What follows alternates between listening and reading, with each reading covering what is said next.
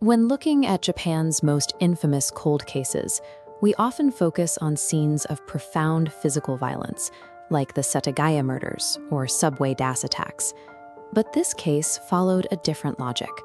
For 17 months, a single unidentified syndicate held the entire country's attention without taking a single life. The timeline begins with a physical strike.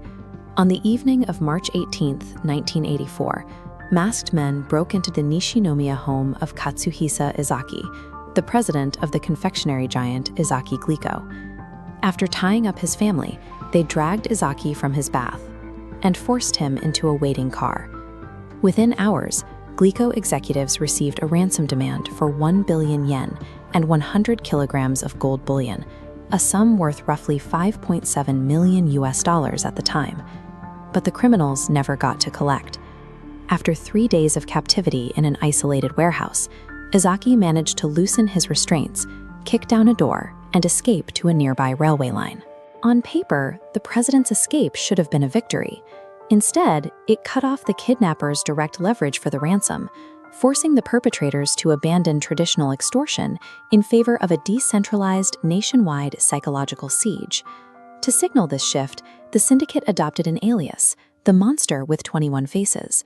The name was a nod to a fictional, shape-shifting master thief from the detective novels of Edogawa Rampo.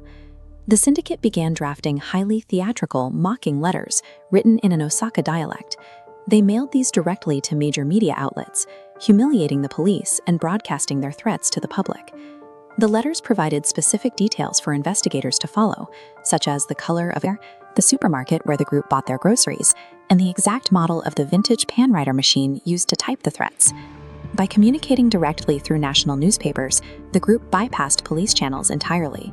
They turned the media into a megaphone, ensuring the entire country became a captive audience for their game.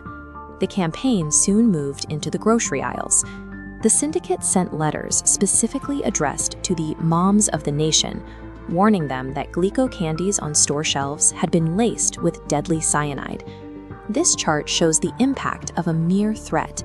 Panicked supermarkets cleared their shelves, and production ground to a halt. Glico laid off hundreds of workers and absorbed a revenue drop of $130 million.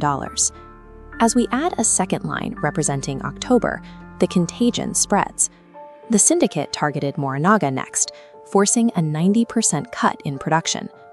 Police swept the stores and eventually recovered 21 packages of cyanide-laced Morinaga candy hidden among the regular stock. The perpetrators had attached stickers to every poisoned box that read, "Danger, toxins." The presence of those warning stickers reveals the syndicate's operational logic. Their objective was not mass murder, but the use of public space to prove their capability for economic extortion. The investigation did yield evidence, including the Hokkaido tape featuring the voice of an unknown accomplice, and CCTV footage of a man in a Yomiuri Giants baseball cap planting tainted candy on a store shelf. But the closest the police came to an arrest was during a series of botched sting operations in June. The group demanded 50 million yen from the Marudai Ham Company.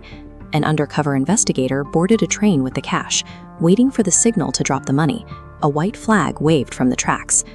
The flag never appeared, but on that train, the investigator made eye contact with a muscular man in sunglasses who appeared to be monitoring the police tail. He would be dubbed the Fox-Eyed Man. 5 months later, police had another chance. A 100 million yen ransom drop was scheduled at a rest stop along the Meishin Expressway. Investigators spotted the Fox-Eyed Man again in the traffic, yet the sting fell apart. A local patrol car, unaware of the undercover operation, approached the suspect's vehicle and inadvertently spooked the group into fleeing. Tokyo police eventually focused on Manabu Miyazaki, a whistleblower with Yakuza ties, who had a prior history of antagonism toward Glico. His physical resemblance to the composite sketch of the suspect was uncanny, but Miyazaki possessed an airtight alibi. Despite audio recordings, security footage, and multiple face-to-face encounters, the suspects remained free. The decentralized, siloed structure of the Japanese police forces prevented them from sharing intelligence quickly enough to close the net. By August 1985, 17 months of failure were weighing heavily on the police leadership. The botched Shika Expressway sting had become a point of intense public criticism. Superintendent Shoji Yamamoto of the Shiga Prefectural Police took ultimate responsibility for the failed operation in his jurisdiction. He stepped into his garden, doused himself in kerosene, and committed suicide by self-immolation. 5 days later, the media received one final letter. The monster mocked Yamamoto's death, stated they were bored, and ended their campaign immediately. And with that, they vanished. By choosing to exit on their terms, the group remained invincible phantoms rather than ordinary criminals caught by the law. The statute of limitations for the crimes expired in the year 2000. To this day, the case remains unsolved, with 0 arrests. The crisis did force a reorganization of Japanese law enforcement. The National Police Agency overhauled its structure to ensure mandatory cooperation between prefectural forces during major investigations. The physical landscape of the supermarket also changed. The vulnerability of the supply chain led to the immediate nationwide adoption of tamper-proof food packaging. The syndicate successfully exposed the fragile points in modern retail and then dissolved back into the shadows. They walked away scot-free, leaving behind a nation of consumers who now instinctively check for the seal on every package of candy.